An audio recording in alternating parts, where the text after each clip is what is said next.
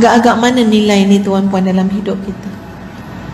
Kita bila Allah uji untuk kita berkorban sesuatu, mana perginya ayat, mana perginya kata-kata innallaha la yudayyi'una, mana perginya kata-kata satajiduni insyaallahu minas sabirin? Hilang kata-kata itu. Dikuasai oleh apa? Nafsu. Kenapa buat saya macam ni? Saya tak puas hati, begitu begini. Nak jumpa ayat satajiduni insyaallahu minas sabirin. Ya, kamu akan dapati aku ini insyaallah tergolong dalam golongan orang-orang yang sabar. Patutnya ayat ini tuan-puan selalu bermain di bibir kita.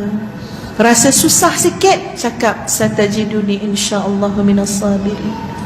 Ataupun doa, Allahumma afrigh alaina sabra, ya Allah lapangkan lagi, lapangkan lagi, lapangkan lagi, isi dengan kesabaran ya Allah. Lapangkan lagi hati, isi dengan sabar. Lapangkan hati, isi dengan sabar. Lagi besar ujian, lagi banyak sabar yang diperlukan. Lagi lapang hati itu tuan-puan, Allah akan isi dengan kesabaran. Masya Allah. Allahumma afrigh alaina sabra. Wahai Allah, tolong lapangkan lagi hati ini dan isilah dengan kesabaran. Kalau nilai-nilai ini tuan-puan kita dapat ingat, nanti kita akan lebih hebat dalam bentuk pengorbanan kita kerana Allah. Hebat. Seorang ibu. Ni ustazah bagi contoh tuan-puan. Ustazah pun kadang-kadang malas juga bangun qiyam. Dapat-dapat penat. Ya penat Allah, kalau tidur tu tidur mati orang panggil. Bukan boleh tidur siang-siang tuan-puan, tidur tu lah pukul 1 pagi, pukul 12 malam. Kalau tidur tu tidur mati orang kata. Tidur kayu balak. Ya, puas, golek-golek pun tak boleh bangun juga. Tapi ada satu ayat, bila suami ustazah cakap, ustazah akan rasa alhamdulillah tenaga tu datang walaupun penat. Dah banyak dah nasihat-nasihat, bangun qiyam, jangan tak bangun juga. Ya. Ustazah, kata ustaz kan, kejut ustazah. Pagi tu panggil ustazah tu, ustazah, ustazah. Ya. Macam mana ni ustazah? Ustazah ceramah ni suruh qiyam ni. Itu pun tak bangun juga. Penatlah bang, letih, penat. Allah Maha mengetahui, jawab pula tu. Ya. Tak bangun juga. Tapi ada satu benda bila ustaz cakap ustaz bangun. Insya-Allah. Walhamdulillah. Bila ustaz kata kesian anak-anak kita, mak-mak orang lain, anak-anak orang lain, mak-mak dia dah bangun berdoa pada Allah, tapi sian anak-anak kita, mak dia belum bangun doa. Yang itu saya bangun tu, yang tu saya bangun. Oh, yang itu hilang ngantuk tu. Ya, terus duduk. Sebab kita nampak ya tuan-puan, sian sungguh anak aku ya Allah, sian sungguh ya Allah. Anak aku nak hidup mendepani cabaran akhir zaman. Allahu Akbar. Tantang anak keturunan aku besok akan bertemu dengan fitnah Dajjal. Orang ni tuan-puan kalau tak ada iman, zaman fitnah Dajjal tak sempat balik rumah ikut Dajjal dah. Tak sempat balik rumah ikut Dajjal dah. Kalau dalam perjalanan nak balik rumah, tak sempat balik rumah, bertemu percaya tu ikut. Terfikir, ya Allah, anak-anak aku ya Allah, keturunan aku ya Allah, panjang umur mereka, mereka akan berdepan dengan Allahu Akbar. Zaman fitnah. Zaman fitnah. Tuan-puan, Suratul Kahfi 10 ayat awal tu tolong hafal, tolong faham, tolong baca hari-hari. Tolong faham, tolong hafal, tolong baca hari-hari. 10 ayat yang awal. Hari-hari baca, hari-hari. Berlindunglah daripada fitnah yang terlampau banyak akhir zaman ini. Dan nanti fitnah Dajjal. Bila fikirkan, ya Allah, betul lah ya Allah, anak-anak aku kesiannya. Sian anak-anak. Anak-anak orang lain, mak dia dah bangun, mak dia dah berdoa, minta sempurnakan hidayah, minta perlindungan. Kesian anak-anak aku, mak dia masih lagi masih lena lagi tidur. Bila ustaz cakap macam tu tuan-puan, dia terkait dengan pengorbanan tadi. Berkorbanlah sebagai seorang ibu, walaupun penat, tinggalkan tempat tidur kita. Cerita penat ni memang tak habis-habis. Memang atas dunia tuan-puan, ini dunia ini memang tempat yang memenatkan. Siapa duduk atas dunia, dia kata tak penat pun ustazah, elok ya cik, tak ada penat. Itu kena check balik, pasal apa tak penat. Itu kena check pasal apa tak penat. Tapi kalau kita betul-betul manfaatkan hidup kita tuan-puan, penat itu resmi kehidupan biasa. Korban masa, korban rehat kita, korban tidur kita. Kenapa? Sebab waktu qiyamul lail tu ada waktu dia, ada masa dia. Masa mustajab doa tu ada masa dia. Cari, rebut, buru, korbankan yang lain-lain, kesenangan nafsu. Sebab kita seorang ibu, belakang kita ada anak-anak. Kita nak jadi ibu yang boleh berkorban demi anak-anak. Jadi bila sebut tentang pengorbanan, tuan-puan sekalian, pertama sekali terkait dengan pembuktian iman kita kepada Allah. Sebab tu hebat ni orang yang boleh berkorban ni tuan-puan. Ustazah ada beberapa sahabat, Masya Allah memang kita ni kalau berkawan kan tuan-puan, belajar banyaklah daripada kawan kan ya. Sebab tu dalam surah Al-Kahfi Allah suruh cari kawan. Dalam surah Al-Kahfi, wasbir nafsaka ma'al ladhina yad'una rabbahum bil ghadati wal 'ashi yuriduna wajhah wa la ta'du 'aynaka 'anhum turidu zinatal hayatid dunya ولا تطع من أغفلنا قلبه عن ذكرنا واتبع هواه وكان أمره فرطا. Sabar, tahan diri kamu. Sabar, tahan diri kamu ma'alladzina yad'una rabbahum, dengan kelompok, dengan orang-orang, dengan teman-teman yang menyeru Allah pagi dan petang. Itu kawan kita. Kawan kita siapa?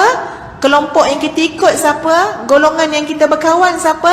Yang taat kepada Allah, yang menyeru Allah pagi, petang, siang, malam.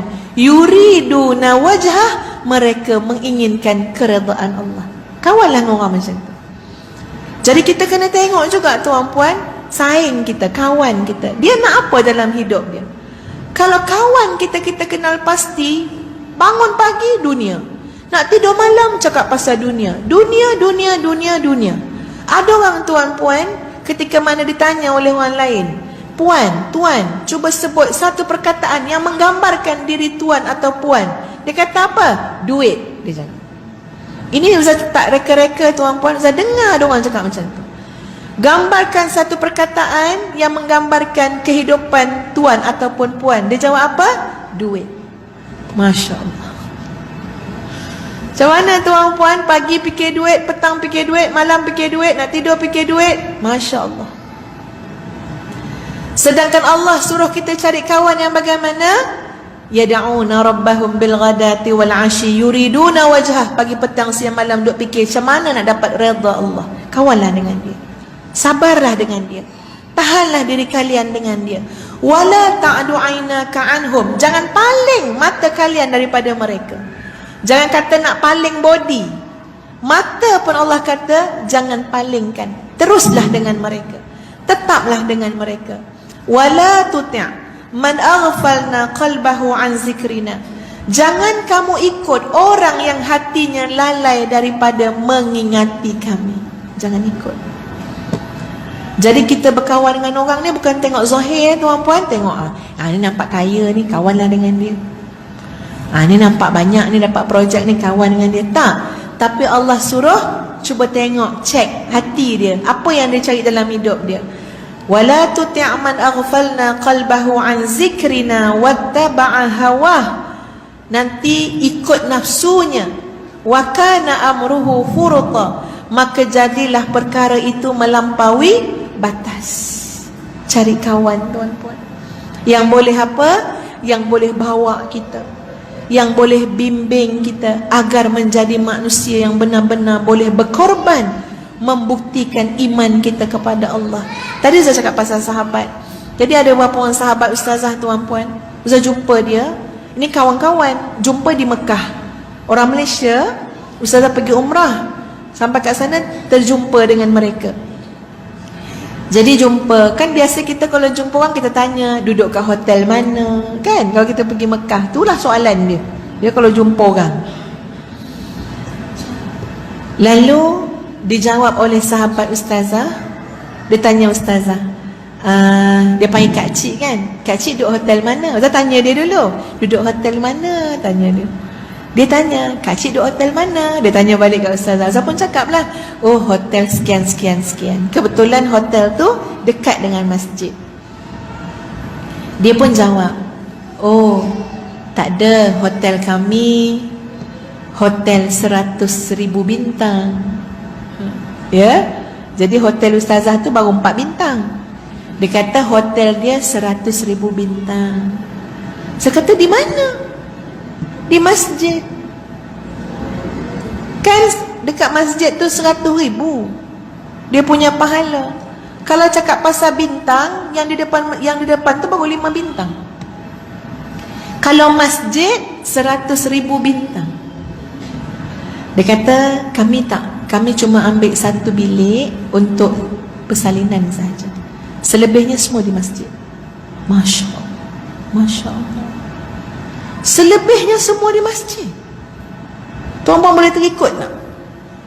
Agak-agak macam mana kalau ikut travel, tiba-tiba travel kata, satu ni je bilik kita cik nak tukar-tukar baju ramai-ramai. Yang lain-lain tu cik duduklah masjid tu 100,000 bintang. Macam mana muka kita? Macam mana muka kita tuan-tuan? Masya Allah, ustazah memang terpesona tuan-puan, terpesona. Memang tak, habis tu tidur kat mana? Dalam masjid. Dalam masjid. Bukan tidur sangat pun, kita datang sini berapa hari je kata dia. Berapa hari je kami dalam masjid. Ya cuma bersandar je lah dia kata. Lepas tu korang dah terjaga dalam masjid, rehat-rehat dalam masjid. Masya Allah. Tuan-puan, tak mudah nafsu kita nak buat macam tu. Tak mudah.